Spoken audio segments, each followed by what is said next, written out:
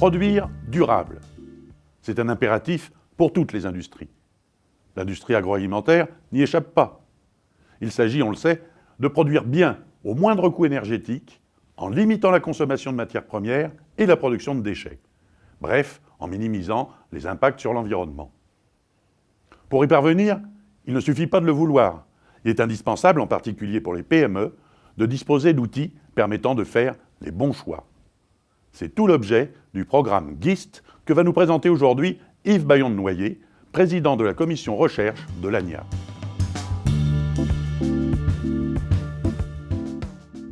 Yves Bayon-de-Noyer, bonjour. Bonjour. Expliquez-nous en quelques mots l'objectif du programme GIST. Alors, le projet GIST a pour objectif de soutenir l'éco-innovation dans les PME alimentaires par la mise au point d'outils d'aide à la décision. Ces outils s'appuient sur les technologies de l'information et de la communication. Le projet vise à faciliter, au stade de la transformation alimentaire, la gestion intégrée de la durabilité environnementale. Il doit ainsi participer à l'amélioration des performances environnementales de toutes les entreprises. Quelles sont les industries concernées par ce programme de recherche? Alors GIST s'adresse plus particulièrement aux entreprises européennes des secteurs de la viande, des produits laitiers et des fruits et légumes transformés. Il vise en particulier les PME. Pour cette raison, l'une des ambitions de ce programme est de mettre au point des outils informatiques qui soient à la fois simples d'emploi et peu coûteux. Pourriez-vous nous en dire plus sur ces outils informatiques mis au point dans le cadre du programme? Alors, grâce à GIST, les entreprises auront accès à un logiciel d'analyse de l'efficacité de leurs procédés de fabrication et à un système de suivi en temps réel de leur performance environnementale. En ce qui concerne le logiciel, il s'agira d'un outil d'aide à la décision capable d'effectuer l'analyse des procédés de fabrication.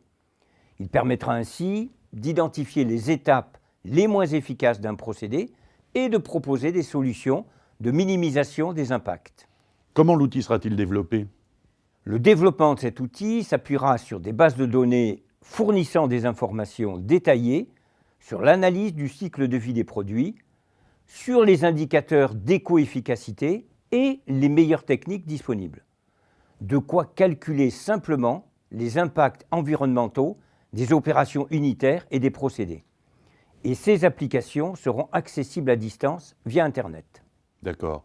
Et est-il envisagé un système de suivi en temps réel? Oui, tout à fait.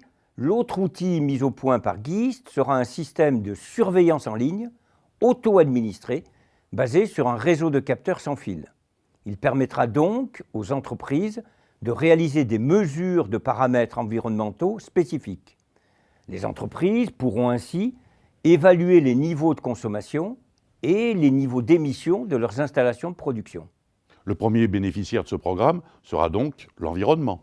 Exactement, l'environnement sera privilégié et donc la population en général.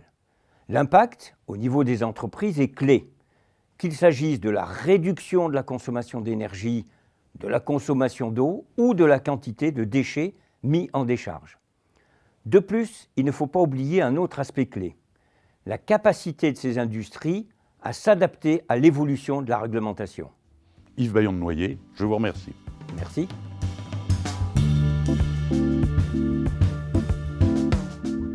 Le programme GIST a commencé en 2011 et a une durée de 3 ans. Rendez-vous donc en 2014 pour connaître l'avancée et le résultat des travaux.